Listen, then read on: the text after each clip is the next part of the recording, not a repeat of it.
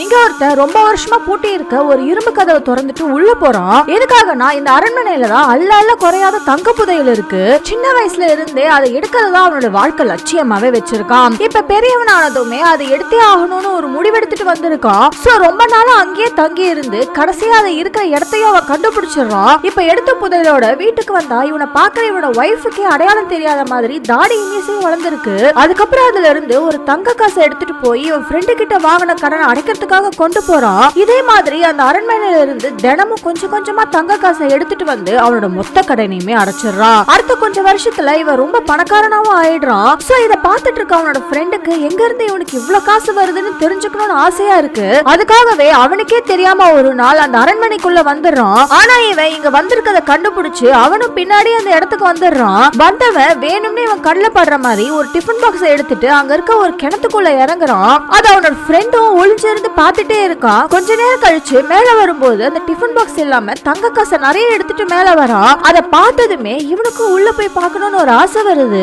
So அவன் அங்க இருந்து போனதுக்கு அப்புறம் இவன் உள்ள போய் பார்க்கறான். போய் பார்த்தா அவன் கொண்டு வந்த டிஃபன் பாக்ஸ் உள்ள திறக்காம இருக்கு. அதை திறந்ததுக்கு அப்புறம் பார்த்தா உள்ள சாதத்தால செஞ்சு வச்ச பொம்மை ஒண்ணு இருக்கு. அதை கையில எடுத்த அடுத்த செகண்டே அங்க இருந்து ஒரு வினோதமான ஜந்து வந்து அவனை தூக்கிட்டு போயிடுது. ஆக்சுவலா அந்த சாதத்தால செஞ்ச அந்த பொம்மையை அது கிட்ட கொடுத்தா அதுக்கு பின்னாடியில இருந்து தங்க காசு கொட்டும். ஆனா அதுக்கான சேஃப்டியோட தான் அதுக்கு அந்த சாப்பாட்டையே கொடுக்கணும். ஆனா அதை தெரியாத இவன் தெரியாம உள்ள வந்து மாட்டிக்கிறான்.